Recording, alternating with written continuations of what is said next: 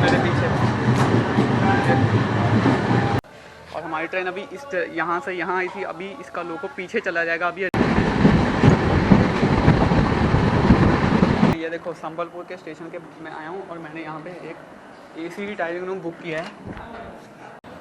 मैं इसी वजह से जल्दी से अंदर आके बोलने लगा क्योंकि मेरे को पता है टाइम से डिले है, इन्होंने ज़्यादा रोकनी भी नहीं। तो ये कुछ है, मैंने ग्वालियर के बारे में बताया था कि यहाँ पर एक किला है जिसको ग्वालियर का किला बोलते हैं। और उसमें क्या होता है कि हम लोगों को जो 6th गुरु हैं वो यहाँ से दिया होकर वापस जब अमृतसर गए थे तो उस खुशी में हम लोग दिवाली का फेस्टिवल मनाते हैं।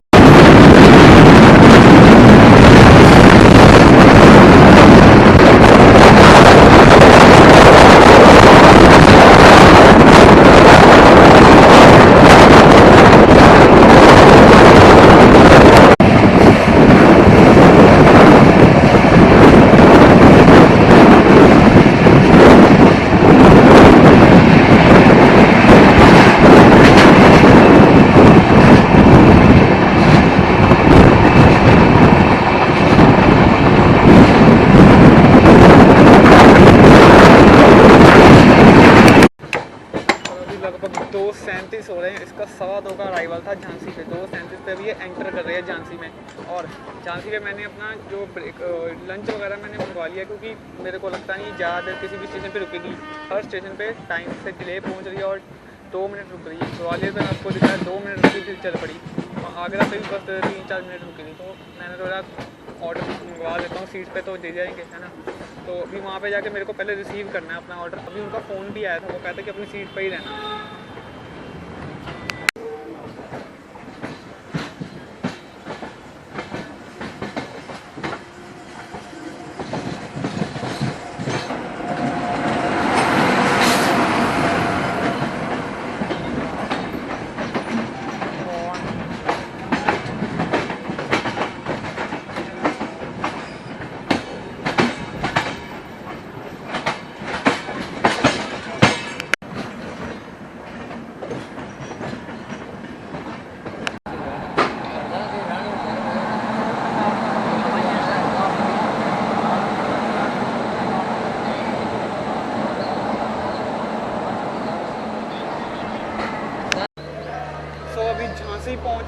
अभी पहुँचे हमें 10 मिनट तो हो ही चुका है और हमारा सिग्नल भी हो चुका है। ये मेरे को टाइम इसलिए लग रहा है क्योंकि उन्होंने बोला था अपनी सीट पर ही बैठे रहो, आपका ऑर्डर आ जाएगा। ऑर्डर अब जाकर आया और सिग्नल भी हो चुका है उसका, इसलिए मैं टाइम भी नहीं दे पाया। तो मैं इसीलिए मैंने ऑर्डर कर दिया था ताकि मेरे को ढूंढना ना पड़े कुछ।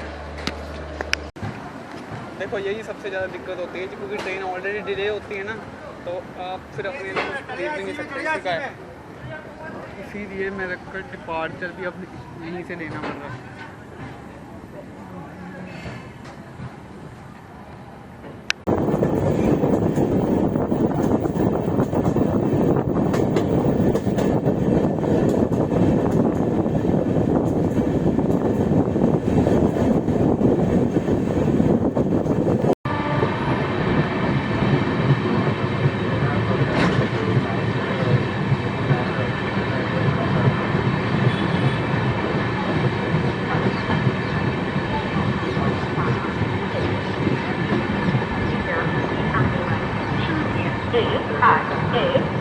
बिना ललितपुर पैसेंजर प्लेटफॉर्म क्रमांक 1 पर आ चुकी है।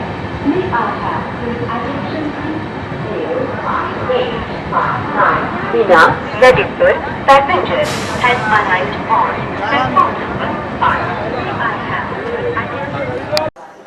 तो फिलहाल सीन ये है, अभी पहुँचे हैं हम लोग ललितपुर जंक्शन। स्टेशन कोड है इसका LAR। और एक चीज़ बताता हूँ, देखो झांसी जंक्शन के बाद जो है मैं थोड़ी देर सो गया था और मुझे लगा कि ये निकल गया हुआ है, लेकिन ये निकला नहीं है क्योंकि हमारी ट्रेन जो है इसका यहाँ पे पहुँचने का टाइम था 3:30 और 1 घंटा 40 मिनट ये डिले हो गई। इसकी वजह से ये अब जाके पहुँच रही है। अब जाके टाइम हो रहा है कहीं पे, ये देखो 5:15 हो रहे हैं।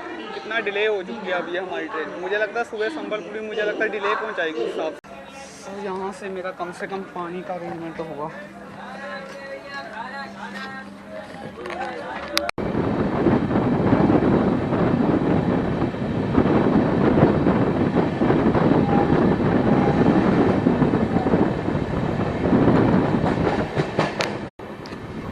ललितपुर क्रॉस करने के बाद हम लोग यूपी से बाहर आ जाएंगे, यूपी स्टेट से बाहर आएंगे। अब तक जो है यूपी स्टेट में थे हम लोग।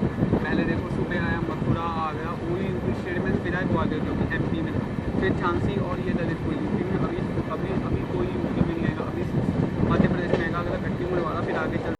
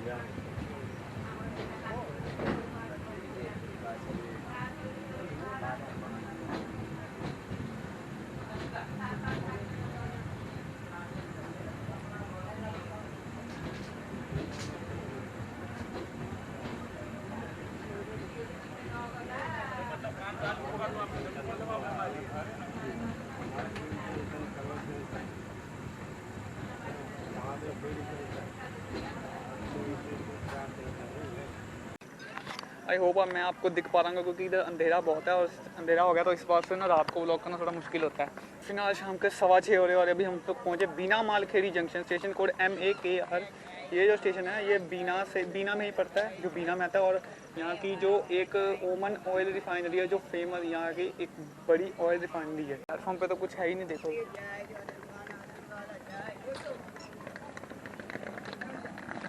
तो 2 मिनट के बाद अभी निकल गए बीना मालखेड़ी से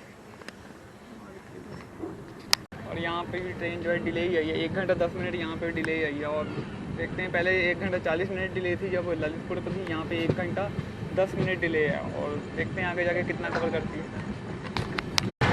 अब देखो भाई वो कहते हैं ना कि हम लोग नहीं सुन लेंगे, तो ये देखो उसका अंजाम। ये मेरे पीछे।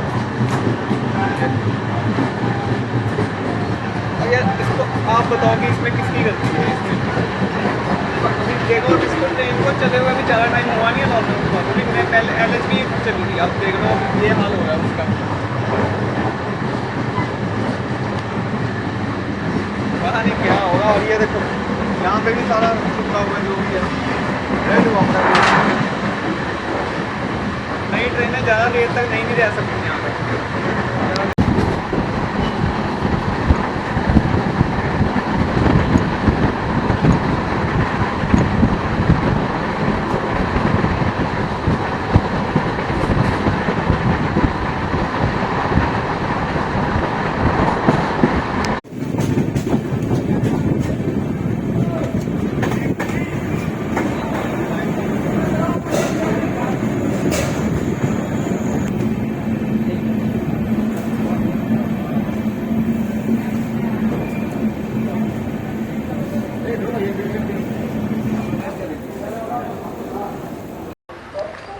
तो अभी 7:20 हो रहे हैं और हमारी ट्रेन अभी पहुंच गई है सागर रेलवे स्टेशन, जिसका स्टेशन कोड है SGO। वैसे ये स्टेशन सागर है, लेकिन सागर है SAUGR ऐसे कुछ है, लेकिन इसको सागर डिस्ट्रिक्ट बोलते हैं। सागर जगह जगह का प्रोनाउंसिएट में थोड़ा होता है इसमें।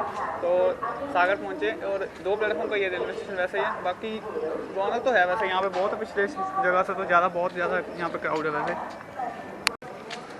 सागर तक आते आते हमने 945 किलोमीटर तय कर लिया है, यानी अपने आधे से ज़्यादा डिस्टेंस यहाँ तक आते आते तय कर लिया है। और सागर ये जगह जो है ये आती है विंध्या रेंज के अंदर, विंध्या पहाड़ों के बीच में बसी हुई है। यहाँ सिग्नल हुआ नहीं, लेकिन मेरी निगाह जो है वो सिग्नल पे ही टिकी हुई है, क्योंकि मैं हर स्टेशन पे 2-2 मिनट रुक रही है। यहाँ पे थोड़ा 1-2 मिनट ज़्यादा रुकी हुई है अभी तक।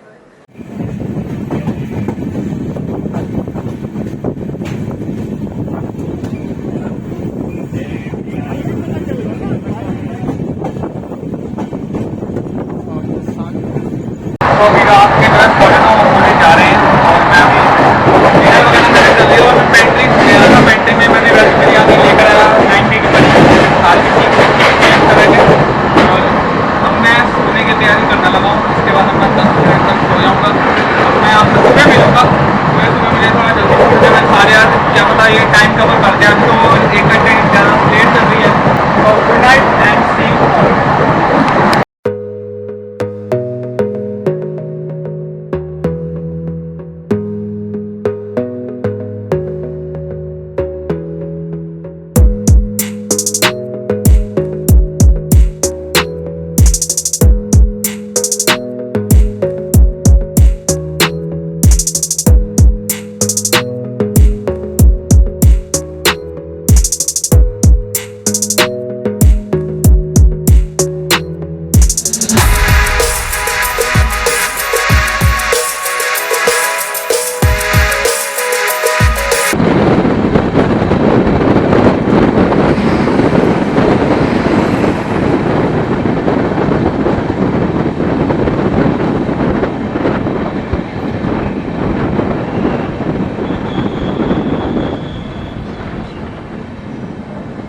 मॉर्निंग, ये हमारा डे 2 शुरू हो चुका है इस ट्रेन में। अभी हम पहुंचे बजराज नगर रेलवे स्टेशन पे।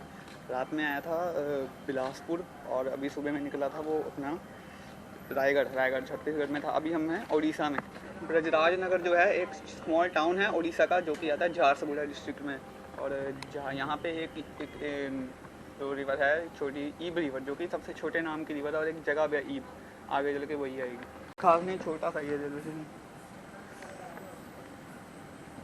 ERG।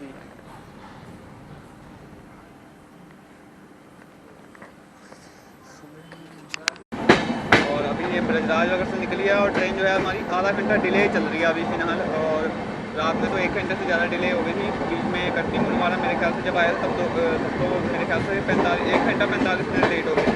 अभी फिलहाल जाके फिर रात में टाइम काफ़ी कवर कर दिया, आधा घंटा लेट है।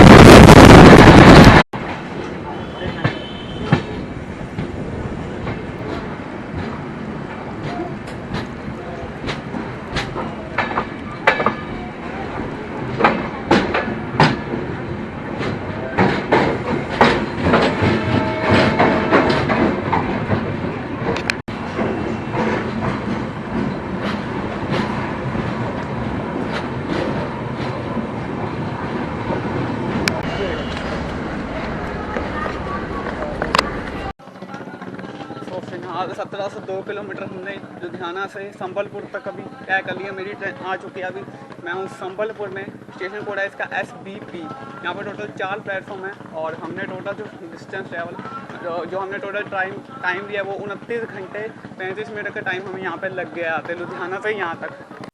और हमारी ट्रेन अभी यहाँ से यहाँ आई थी। अभी इसका लोगो पीछे चला जाएगा। अभी ये रिवर्स में जाएगी, जहाँ से आई है वहीं चली जाएगी, क्योंकि इधर भी साइड है विशाखापट्टनम। इसने यहाँ से भुवनेश्वर होते हुए वापस विशाखापट्टनम जाएगी।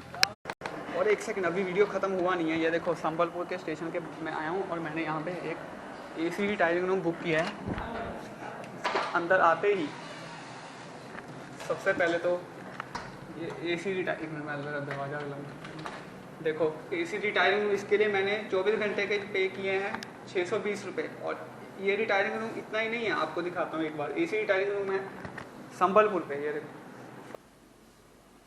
और ये सिर्फ एक पार्ट है, अभी आगे का आपको दिखाता हूँ। ये इसमें AC आपको देखो AC लगा हुआ है। और दूसरा वाला पार्ट दिखाता हूँ आपको। ये मेरा सामान वगैरह इधर है। 2 बेड्स यहाँ पे लगे होते हैं और ये ब्लैंकेट्स रखे होंगे यहाँ पे। बाकी वो तो चेयर्स वगैरह पड़ी होंगी। और इधर भी एयर कंडीशनर लगा हुआ है, एक उधर लगा था और एक इधर लगा है। और एक तीसरा पोर्शन आपको दिखा देता हूँ। ये देखो, ये तीसरा पोर्शन भी है। यानी कि ये तीनों पोर्शन में अभी सिर्फ मैं ही हूँ, मेरे सिवा यहाँ कोई नहीं है। ये सिर्फ 24 घंटे के लिए मैंने बुक किया है। और बाकी वॉशरूम वगैरह इस साइड है, जो भी रहता है जो फिर।